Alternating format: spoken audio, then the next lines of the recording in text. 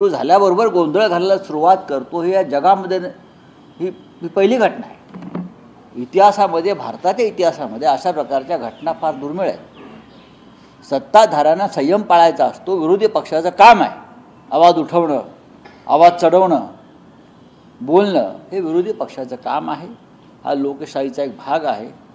पण विरोधी पक्षाला बोलूच द्यायचं नाही, विरोधी पक्षाची अवहेलना करायची, विरोधी पक्ष नेत्याचा माईक बंद करायचा, ही कुठली लोकशाही, कुठली संविधानिक पद्धत. आता विषय राहिलेला आहे राज्यसभा चेअरमन यांच्या विरोधात जो अविश्वास ठराव आणला जातो आहे.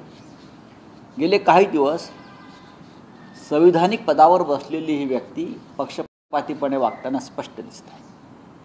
त्यांचं काम आहे सभागृहामध्ये संयम आणि समतोल राखणं.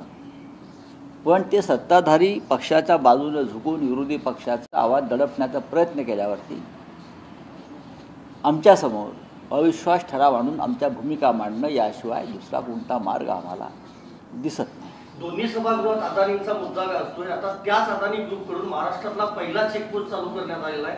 कोल्हापूर बेळगाव दरम्यान कागलमध्ये हा चेकपोस्ट आहे. शेतकऱ्यांचा, लॉरी ऑपरेटर्सचा प्रचंड विरोध आहे त्याला. संपूर्ण महाराष्ट्र अडण्याच्या घशात घालण्यासाठीच राज्यातलं सरकार हे गैरमार्गाने विजयी करण्यात आलं. संपूर्ण महाराष्ट्र, मुंबईसह महाराष्ट्र. आता इतका मोठ्या उद्योगपतीला जकात नाकी चालवायचे आहेत, यांची लायकी बघा. जगातला सगळ्यात श्रीमंत माणूस म्हणतात हा,